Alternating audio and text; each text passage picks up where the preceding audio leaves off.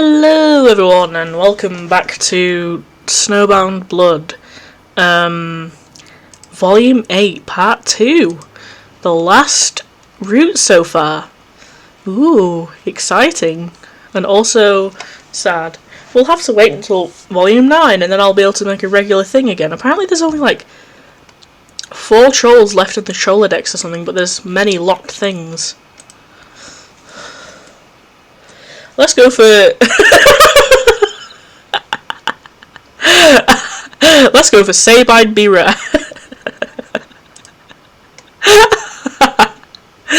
Oh jeez. It feels good to say you're on the right track. Hey. Damn. A bop. Look at that person on top. Even if you can't say it metaphorically, you can always say it literally on the Stronghold 21 monorail service. Just you today. Necron's still busy recovering from your last encounter. As much as he and Orica insisted you chillax for a sec, you've got a job to do. You know damn well that Necron's probably still gallivanting about on his own mission, however. The man exudes the same refusal to sit still as you do. Oh, no Necron this route. You do think it was a good call on your part not to take Mr. Knifehand to see a literal child, though. No offence to him, of course, but impressions are important when dealing with the impressionable. So here you are, on a train, waiting. It might be impossible to stall on a moving train, but if you could, it's hard to deny that you might. You were warned, after all. Just earlier today, actually, her look of second-hand exasperation told you all you needed to know. Hey, but you're given a double treat. You're going to visit Snowbound Be Rare. Yes, that is in fact what you just said, repeated verbatim for some reason. You look worried. Should I be following suit in your professional opinion? I'm sure you have your reasons, whatever they may be, but you'll need something before you go. You keep the conversation going while you watch her root around her thermal hull, curious. He was present at the awards ceremony. If anybody would have overheard hushed whispers of illegality, it would be him. His records claim he has powerful control over sound and frequency. You hear her sigh something that vaguely sounds like "boy does he ever." You ask her what was that. She pulls out a flask instead of answering. A little early for that, isn't it? It's Mountain Dew, actually. Imagine I have just retrieved it from behind a glass pane. The kind reserved for emergencies. Show your meal sack some mercy and don't use it all straight away. Damn. Sherry supplying us with the dew, our gamer wife. You're no stranger to soda.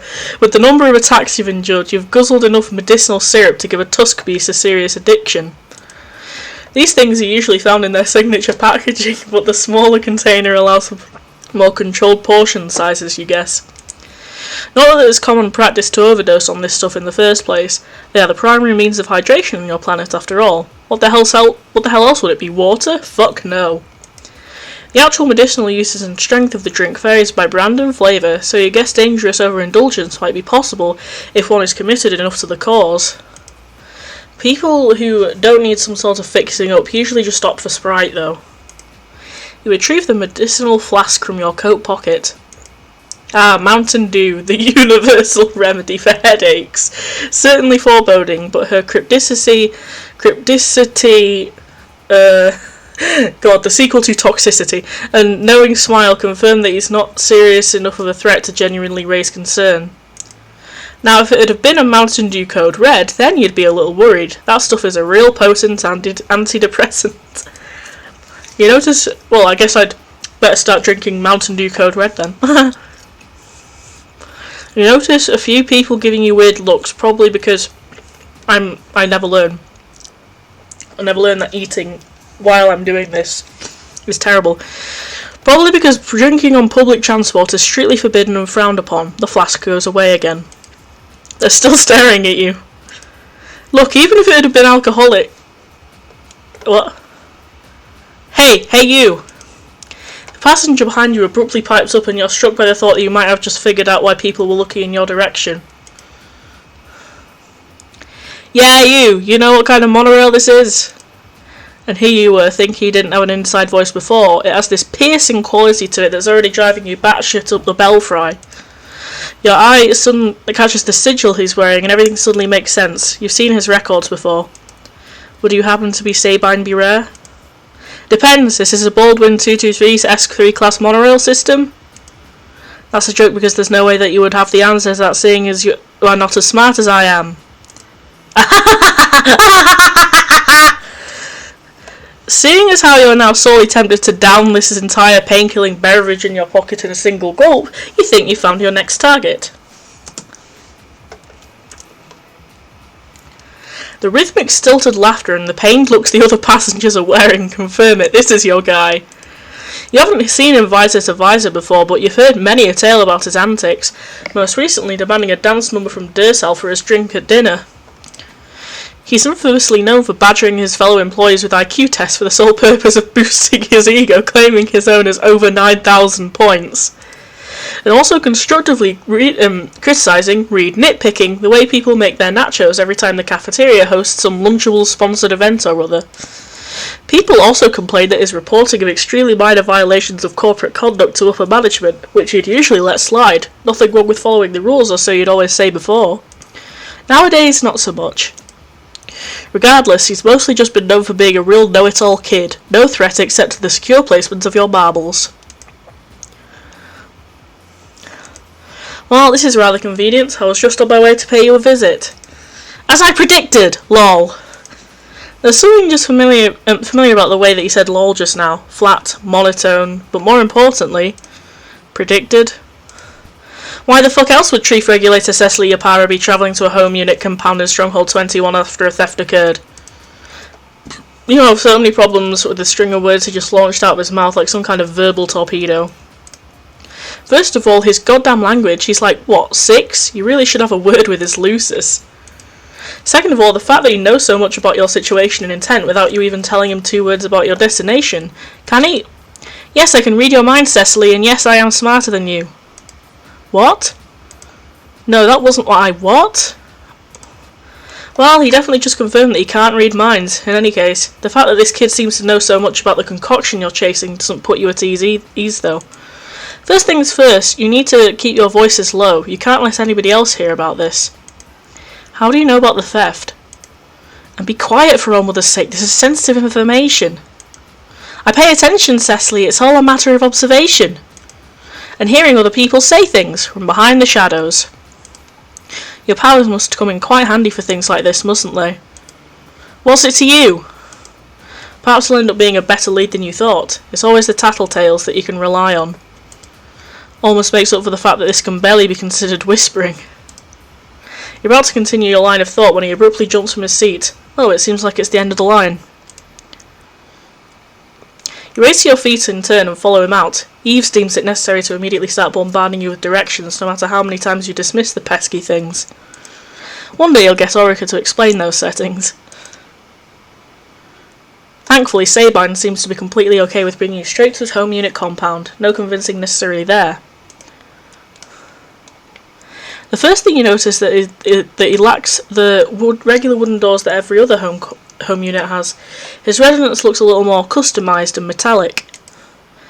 He swipes a keycard into its corresponding lock and your earlier judgment proves to be an understatement. This place, even in the dark, is Computer Geek City. You suddenly feel slightly claustrophobic. Welcome, Regulator, to my lair!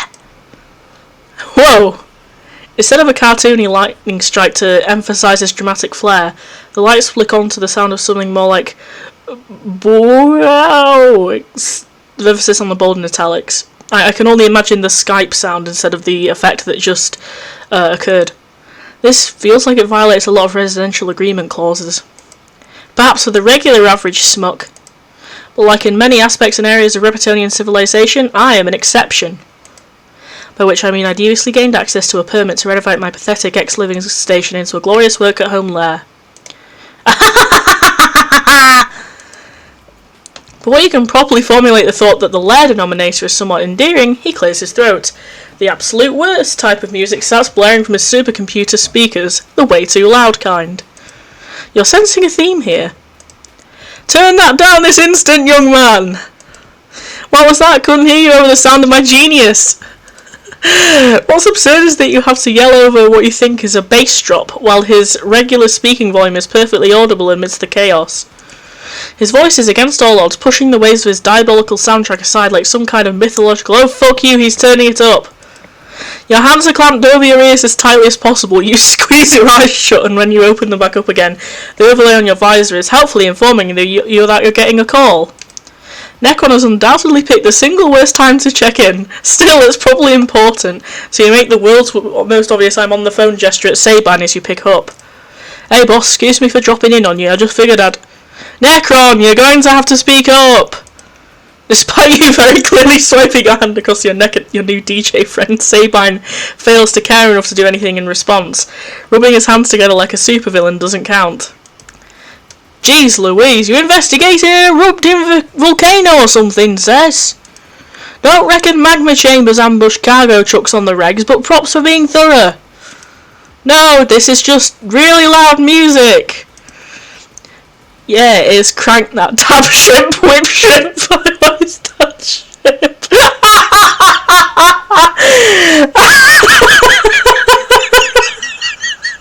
Fucking hell, Fortnite, that ship.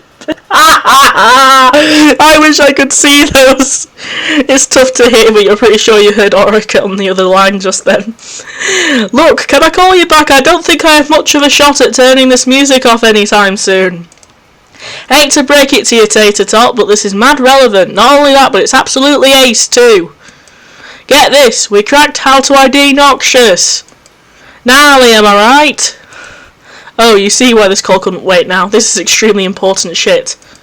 If only you could hear it without the accompanying soundtrack. Unfortunately, plugging your other ear in with your finger doesn't help all that much with the horrid background noise of this room. In as short and clear a statement as possible, please. Reduplication records. I got his number now, and by that I mean his sigil. Wow, that's impressive. Wow! It's just a matter of getting access to the database. You can thank me later, Skater. Touch base with me when you can. Oh, you really wish circumstances were quieter right now. You were just dying to know how Necron managed to score that kind of information. Or perhaps more accurately, what kind of bait Noxious used to let Necron think he found it. You're plenty aware of his game by now. You hang up with a huff and look over to the smug little kid still blaring his dubstep, and you make it a point to not look amused. Before you can let your irritation get the best of you, you both hear thumping coming from the floor. This is likely his downstairs neighbour. You'd wager he's about to file a formal complaint with the research department, whilst on the edge of being driven to physical violence by this maddening loud soundscape. Sabine, I think you are being incredibly way too loud. The boys and I are trying to have a conversation here, and this, quiet please. Silence, grubworm.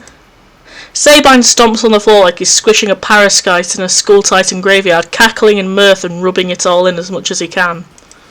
3 stomps, then 5 stomps. Just like his laugh, this boy is committed to that quirk of his. And then everything goes quiet. Thank the mother sweet silence. You sigh in relief as Sabine glowers at his floor. What the how dare you infiltrate my systems again? You'll pay for this, mark my words. If I may, Sabine, I don't have a lot of time right now. I came to pick your brilliant mind. I require your talents. All this ringing in your audio cones is reminding you of another high decibel individual, which in turn reminds you that kissing ass is sometimes the fastest way to cut the crap. Sure enough, his sour mood appears to pick right back up at the sound of praise. Well, when you phrase it so reasonably, chop chop, inferior. How cute. He's trying so hard to sell the whole supervillain shtick. You hope it's intentional anyway. Awards night. The main reason you came to visit the Junior Designer Centre's rather heavily on his presence at Corporate's awards ceremony. You'd have to pick this option sooner or later. So Sabine, I've heard many a tale about the extent of your powers. Given your recent displays, I doubt they're unfounded. I'm curious on where exactly your limits lie. Don't take that as a threat, or a request. Limits? I don't have them. I could hear a pin drop in the black depths with my hands tied behind my back. You don't particularly envy the thought of being subjected to a constant stream of auditory overload. You also strongly doubt he could live up to such claims, but you'll focus on seeing if he can help you out. How do you manage it? That would drive just about anyone crazy. Is your hearing really that powerful? My power isn't sensitive hearing, mouth breather. That would be dumb and idiotic of me to have. My capabilities are much more refined than that. And almost certainly than yours. My brilliant mind has the ability to control and alter sound waves and frequencies through a process known as revermplifying. Is that even a real word? Your look of confusion must be evident, because he seems to be trying to read your mind again. Please, you're telling me you're not up to speed on corporate's verbal efficiency policy? Reverberation and amplification, dumbass. You think you're starting to see Siraj's point vis-a-vis portmanteau-related time sinks. So you're saying that you're able to listen to particular parts of complex soundscapes, like during, say, the awards night you recently attended? I'm only here to find out about. You think Rue would tie the phrase burglary for the night since he's proven it's more trouble than it's worth. The theft. You should leave unrelated topics at the door. I can indeed. However, usually I drown out the boring and simpleton-esque conversations of ignoramuses around me in large crowds. I did have to keep an ear out for my hot chocolate, though, so I might have overheard something. You feel like you're onto something at long last. You don't even register what you're doing when you lean in a little closer in interest. I'm listening. The band collectively realised that her necklace was missing after their first performance of the night. Wait, what? They were flipping their shit over something without practical use, sentimental value or something. The singer said she might faint. Here's my theory for when it was stolen based on security guard patterns and blind spots in the surveillance systems. What are you talking about? You know exactly what crime Sabine is referring to, but the next question leaves your mouth in a burst of desperation and denial. What theft do you think I'm here for?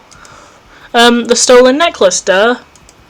What theft are you here for, if not for some apparently priceless personal accessory? A wave of feeling washes over you, a little feeling you like to call God, fucking damn it. You should have known he'd have no idea about the filter. You have your doubts this kid has seen so much as a playground scrap. First of all, that case has already been closed. The necklace wasn't even stolen, simply misplaced. Trust me, not worth thinking about. Second of all, what I'm currently investigating is a lot more serious. It's always a tough call knowing who to tell information to. You shouldn't trust anyone, much less someone so potent at spreading the word. Besides, he's just a kid. No need to get into grisly details.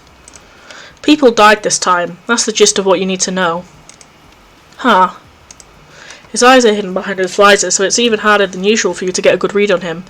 You wonder if even that was a step too far for his developing mind. Whatever, you need information. What, if anything, did you hear about route data that night? I know for a fact that it was discussed at the event. Spare no detail. The or else is implied. Well, I heard that someone was worried about the integrity of some route data they'd purchased. Purchased? Elaborate on that. Some schmuck goes around selling information? I'd hypothesize she's been doing it for sweeps. Demands a pretty ring for it too. I remember the words database and real time. My drink came soon after, so that's all I picked up on. Should have mentioned a place to buy decent model trains if they wanted my attention. This is a lot of very interesting information. You especially take note of the pronouns he just used. That's incredibly helpful, which I'll confess is a nice change of pace. Thank you for your cooperation. I think you mean thank you for my vision. Excuse me? Monitor playfile victory353.vid for the uninitiated.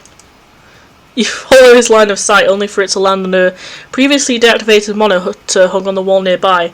It flickers onto a recording from that night.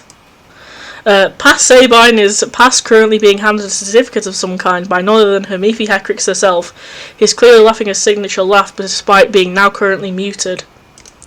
That night I received the Junior Creative Vision Certificate by Miss Heckrix herself. She is personally very proud of me and I refuse to accept any lesser forms of praise. She looks so fucking done. You initially brushed this off as him fanning his own ego, but upon further inspection of the footage he's bragging about, well, you suppose Hermife did always have a soft spot for the little ones. Her mask is one of the most impervious to scrutiny you've ever seen, a face that you admittedly take a certain amount of pride in. Either she gives you genuine strict scorn or nothing at all. But caring for your race is young, it gives her purpose, a legacy. The lady's got one tough mask, but you've seen the way her face softens for yourself. Very rarely, but you know her well enough to know that the subtle affection displayed on the monitor isn't a mask. That night, Junior creates a vision certificate. Tomorrow the world. As for your own legacy, saving that aforementioned world with any luck. Occupation.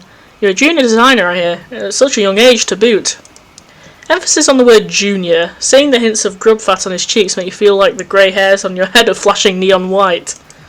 My occupation is indeed to pump pure innovation into the lifeblood of corporate. But more importantly, it is my mission to guide all of Trollkind to a brighter and more advanced society. That's what it says on your job description, is it? Tall order.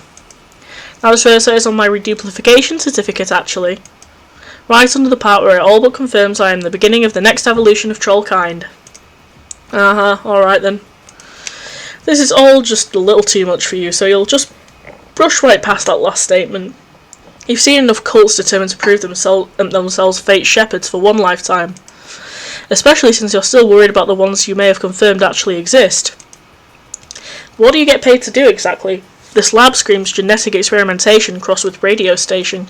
You'll have to forgive me if I fail to see any junior designing happening in here. Unless you're saying you designed all of this machinery, but I would think that makes you an engineer, not a designer. Aren't you on the graphics payroll?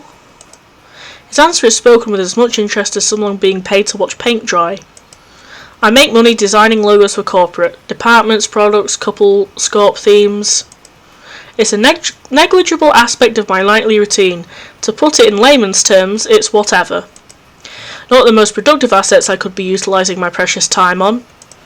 That attitude strikes you as nothing but bizarre, considering the way this egomaniacal kid has acted so far.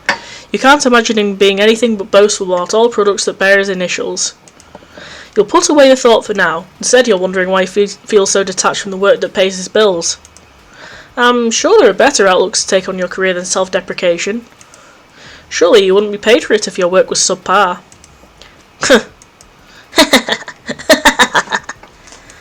Stop laughing. What's so funny? In one swift kick to the gut, you're suddenly reminded of the scent of freshly grown hot dogs, or rather you recall the scent. Eyes on you, unabashedly soaking in your radiant waves of misfortune. Sabine ceases his snickering and thankfully misses the one flush of shame that courses through you. You think people don't pay up for shitty graphics, huh? How naive and so very foolish of you. Thankfully I know better than to overestimate the taste of our wool-beast-minded population. Observe. Monitor, play portfolio 322.vid for the noob. The monitor on the wall switches from its earlier program to a slideshow of vibrant logos. Leg.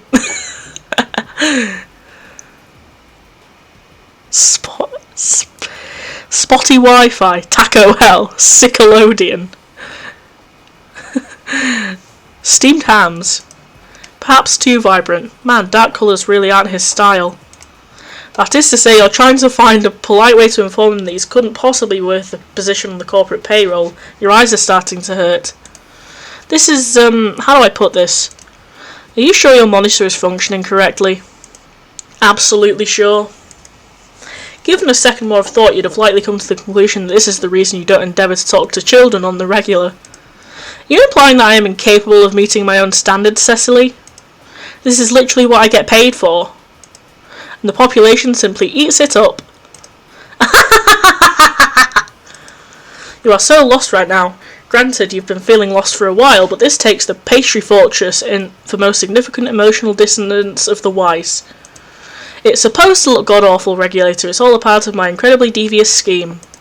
I make this visual garbage and people pay for it, right? This automatically makes me superior to failing artists who try their best to never make it. It's a little thing called being unstoppable. I'm sure you can understand. Is that the reason your audio work renders my ThinkPan completely incapable of higher functionality? If I hear one more wub sound, I swear my skull is going to split open in protest. Do you ever actually try your genuine best, ever? Uh-oh, he's scowling at you now. This is the part where you realise you can't talk to kids. Well, not kids like this one, at least. Yes, my music is also terrible on purpose. I make a living through the absolute worst practices. It takes a very high IQ to understand my art, an inherent quality I expected from someone so renowned. Try to keep up, Cecily. Next question. You're not sure if he's hurt because you called his music terrible or because you didn't realise that was the entire point. You're done shoving your foot in your mouth though. Moving on. Lab. It astounds you that this is his residence. You're still in a residential building, and yet it seems like he's trying to compete with Oculus for the academic excellence of the Sweep Award.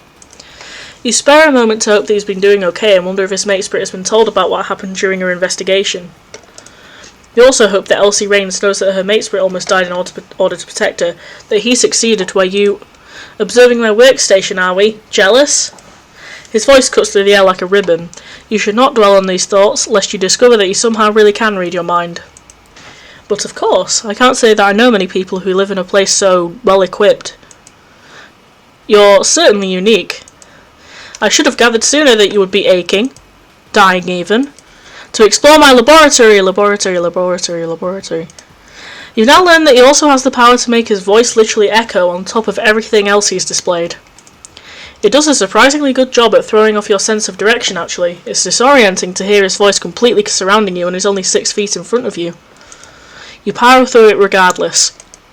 Excellent! Feast your eyes on the incredibly rare Genius Fowler's natural habitat. He presses 2 fingers to his forehead and looks as if he's entering a state of heightened concentration. You hear light whirring. Before you realise it's coming from behind you, something collides with the back of your cows and knocks you off your feet. You curse louder than you'd like as your posterior hits the cushion underneath it, and you quickly gather it now seated on some kind of mobile chair. A second one approaches Beware from behind, but he's ready for it. You're assuming that's why he leaned backwards and remained unfazed by the sudden seating arrangement. Call it a hunch. Oh, mother, warn me perhaps! You are merely treated to rhythmic cackling as both of you stay closer to the giant supercomputer in the middle of the lab. Easily within walking distance, mind you. That's the most insulting part. It would have taken 5 seconds to get over here. You have a feeling he just wanted you to fall on your ass. Welcome to the one and only stop on this tour, because this is all you need to wrap your feeble mind around. Adesan. Almost as an answer to your question, the 6-monitored technological behemoth in front of you roars to life. With the size of this thing, it looks like it belonged to in the Tom Cruise Memorial Theatre 2. It dominates your peripheral vision when you're standing this close to it. You can only guess at the complexities of whatever intricate systems race into overdrive with this one single word. The rising pitch of what you imagine is 1 million tiny robot calculators smashing against each other reminds that you have no idea how computers work. The thought unnerves you. Log in. One would normally expect a text input window if one were to say login, maybe a card key or fingerprint scanner if you were feeling fancy, or just a regular key if you're paranoid about technology. When his keyboard flips up to reveal a long thin camera, you wonder if he has some kind of eye scanning system in place, before noting how he is definitely not taking his dark visor off. Does it scan his sigil or something? There are only so many password input possibilities. As it turns out, the answer is none of the above. Fucking hell. Fortnite dance. Instead, Sabine breaks out into some kind of juvenile jig and you notice a corresponding digital skeleton that mirrors his movements on screen. This is how one gains to your computer. This seems wildly insecure. At least he has a password system, but all it would take is a little choreography before you're in. He finishes his jiving by crossing his arms proudly and the screen switched to his desktop. It's a chaotic mess to say the least. Oculus's was clean, minimalistic. This looks more like those conspiratorial leaked x-rays of turning Kai-Kai's digestive system than a proper workstation. If it's so insecure, I'd like to observe your uncultured glutes break into my system. Bet you don't even know what the name of that dance, old bag. I'm most certainly cultured. That's not even a lie, not by any stretch. It's hard not to pick up on a wide array of subjects when you're seeing as many far-flung corners of the world as you have. That being said, you haven't the faintest idea of what he was doing. If only Orica was here, she knows the ins and outs of informal cultural practices like the back of her wrench. But you can't admit defeat, not now, your pride won't allow it. You've read some headlines, you've got this in the bag. Of course I know the name. Who wouldn't be familiar with... Fucking hell. Yellow Vengeance. The Yellow Vengeance dance. What? No, there aren't even words for how wrong that is. That nonsense isn't even quantifiable. Don't act like you're not saying that just because of my blood colour. I can read your mind, remember? Man, for a grown-up, you sure are dumb. Whatever, I didn't bring you here to prove your inferiority. I brought you here to prove my superiority. Sabine starts typing something into his computer, and you couldn't interpret for the life of you. It's all unknown acronyms and shorthands flashing by at blazing speeds. You stop paying attention to his antics in favour of observing the lab around you instead. You doubt he'll give you a tour after this. It's surprisingly roomy in here, despite the giant mutant computer smack dab in the middle of it all. You'd wager that's because this is the only room he has. There are no other doors or halls beyond the entrance. His recuperacun is right in the corner. Wait, is that his load gaper? Discrete seams on the floor surround the designated sanitation block area, indicating where the walls should be. Are they tucked inside the floor somehow? Before you can ask why his sanitation block wall seems to be directly colliding with the living space of his downstairs neighbour, you hear the muffled sound of hot hot, oh we got it, hot hot, yeah we got it. You turn to Sabine for an explanation, all he has for you is a grin. You fool, you jumped right into my crap. I brought you over here solely to regain access to my computer for revenge against Crichton. Now he has to listen to the hot chocolate song loop on his computer for the next 6 hours. I truly do wonder why you're even allowed in a communal home tower. Realistically, you know it's because of his status. Most residents of Stronghold 21 are quote-unquote ordinary, live in apartments like these. Members of the higher shades of the spectrum are given certain financial bonuses for the sheer act of existing due to their scarcity. It's especially rare to see them here. Actually, there's a very simple explanation for why my genius is trapped in the drab confines of compact civilization. To test my skills. To observe my capabilities in a layman's environment. Can I thrive even with the primitive tools given to me? The answer is yes. If it's any comfort, my apartment isn't that extravagant either. I'd wager this is actually more furnished than my place. I can appreciate the dedication to your job, even if this is frankly a little over the top. Well, if your place is sparser than this, then I guess I'm already better than you. You wouldn't quite put it like that exactly. Charitably, you decide not to argue the point. You don't even dare to imagine what it would sound like if he was wailing. As much diabolical credit as it might give him, you really doubt you have any reason to be suspicious. You've got all the details you need from him too. Your work here is done. You have no more business messing around with this loud yet oddly endearing kid. You're in the middle of mentally going over the notes you'll recite to Eves as soon as you leave, when out of the corner of your eyes you catch something that makes your blood run cold. On his bottom left monitor is a flashing window begging for your attention. Bottom left. A Scorp user is messaging your little genius, and worryingly not for the first time. Obnoxious antidote. It's not hard to skim the chat log even from a distance. The combined screen span of his operating system is massive. The seething rage strikes you like a bolt of lightning to the gut as you take in the words on display. Sabine. You keep your voice as calm as possible, trying to find some delicate way to break the ice. He hasn't noticed your alarm just yet. There have been an outbreak of concerning anonymous messages lately. Someone, or someone's, reaching out and talking about troublesome things. Have you been contacted by any strangers recently, online to be more specific? You're not sure if those quirked brows are in concern or confusion, but when he notices you looking over his shoulder, he quickly runs over and closes the chat window. Alarm bells start ringing inside your head. Mr. Know-It-All still isn't answering your question.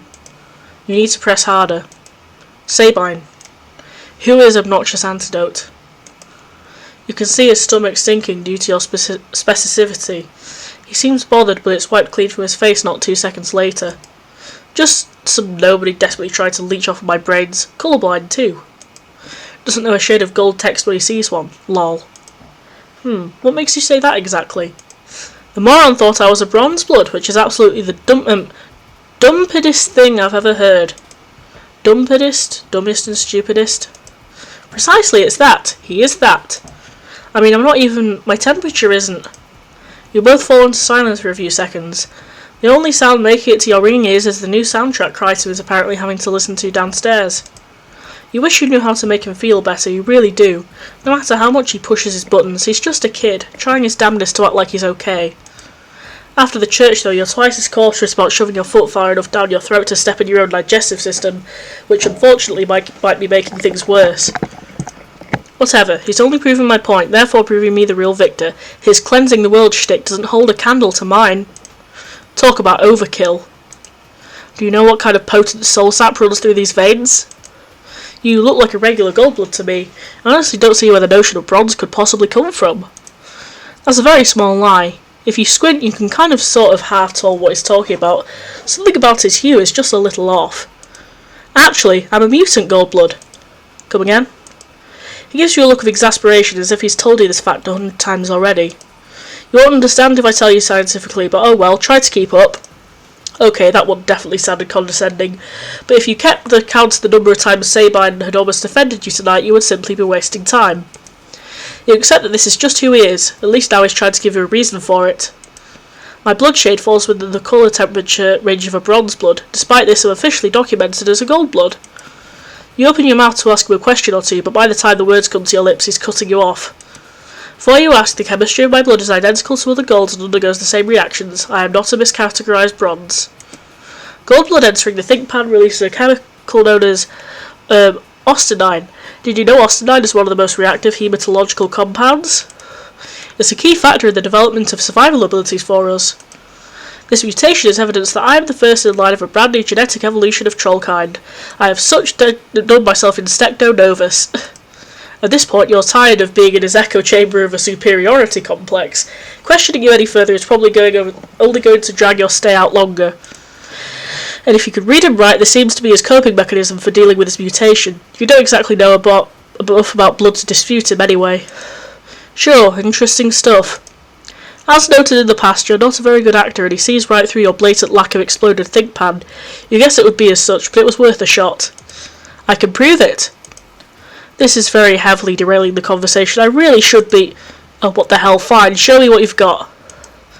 When you feel the mobile chair from before crash back into you, you can't help but curse under your breath. You're not taking kindly to being thrown about like a rag doll. Your seat slides itself to a place directly beside his computer, fastening with a click. What happened next is the sudden restriction of your wrists and a complete loss of vision as something hollow descends to cover your head. What are you doing? I don't know what this proves exactly. Other than showcasing a deserving level of ease kidnapping people, trapping my wrist doesn't make me trust you here. Oh, relax, you're not in any form of danger, except maybe to your ego. Everyone always tries to take the scanner off at first, so I figured I'd just save myself some trouble by stopping you. All I'm doing is scanning the rapidity and clarity of your brain patterns. I'll then reveal to you a comparison to my own patterns. And then I'll show the whole world my genius. Nobody will question my brilliance. I will lead the revolution of invention.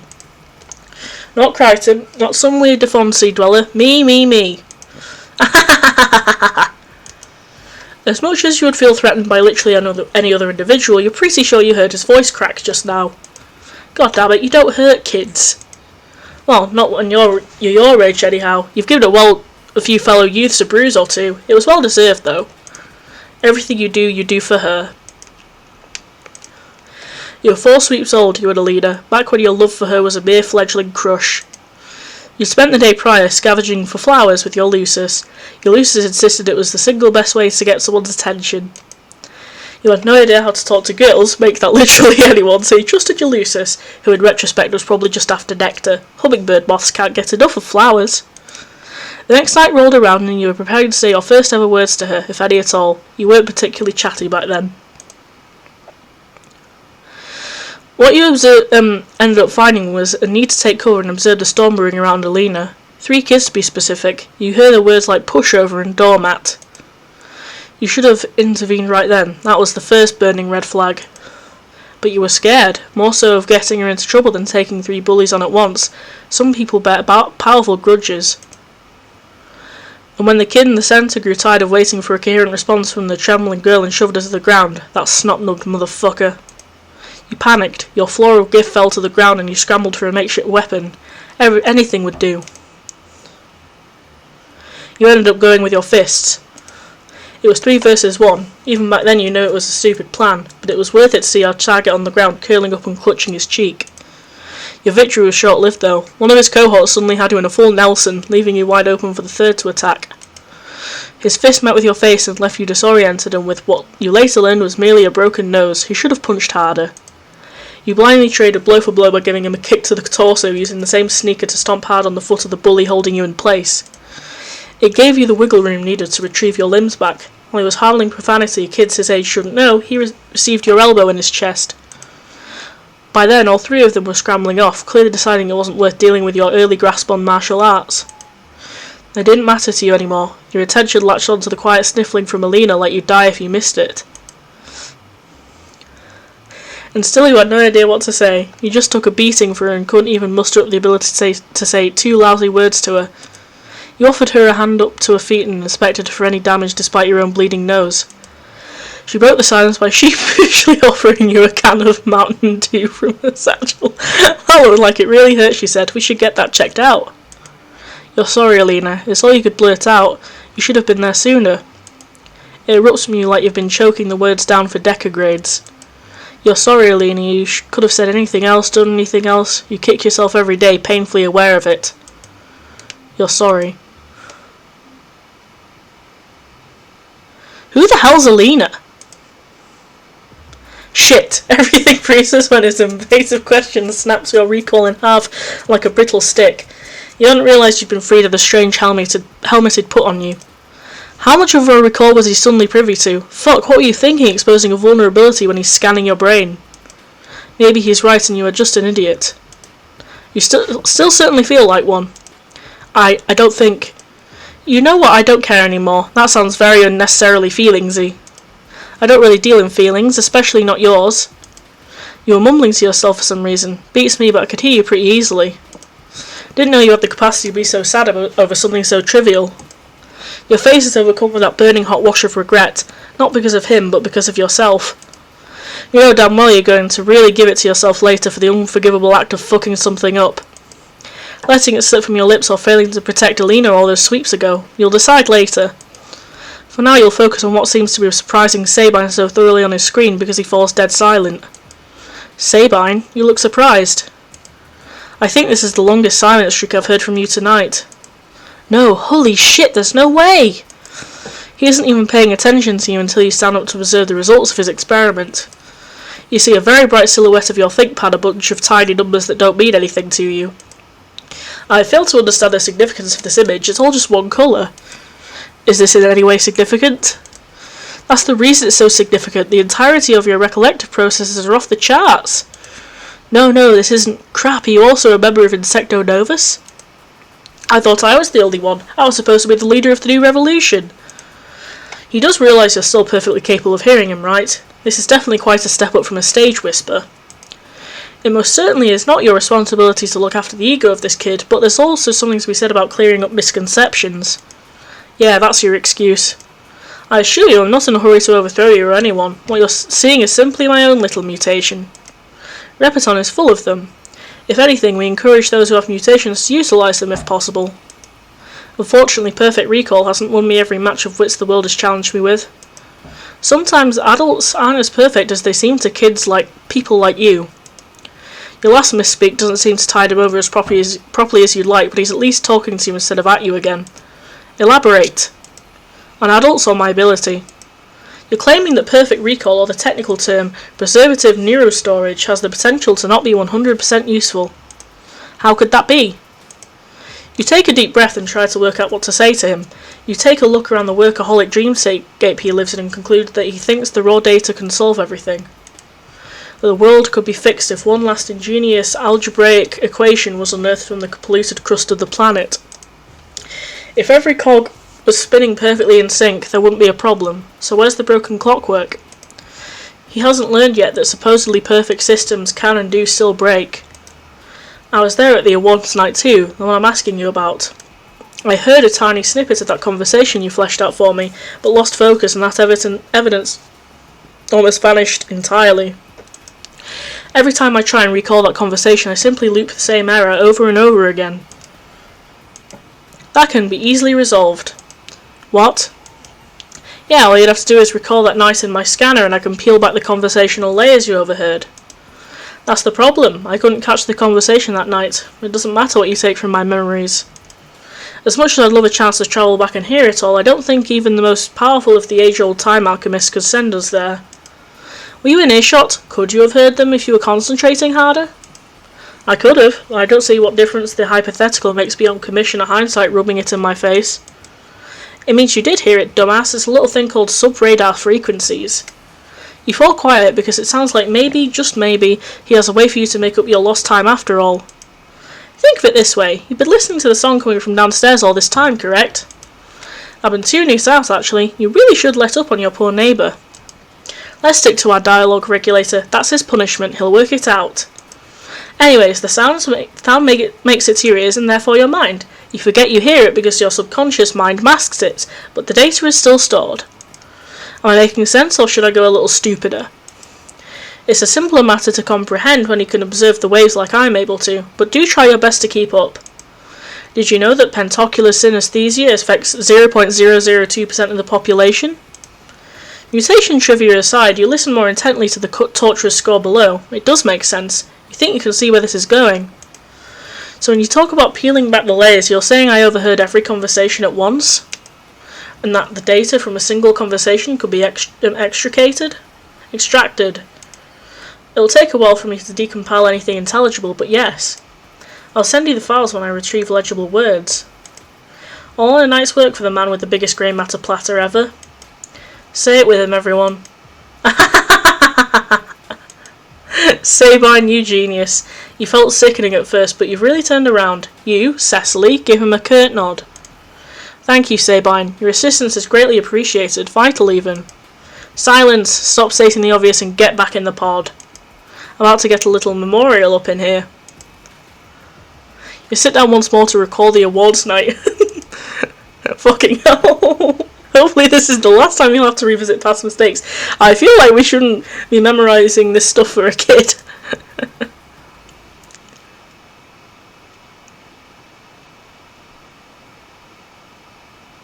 The end. Well, that was it, everyone. That was Snowbound Blood up until the present. So until the rest of it comes out, I guess that's it. It was a great thing. Like, the tone is very different from Friendsim, but I've been pretty interested in it. So until next time Snowbound Blood comes out, I guess until Volume 9, that'll be it. So that was my blind playthrough. The end.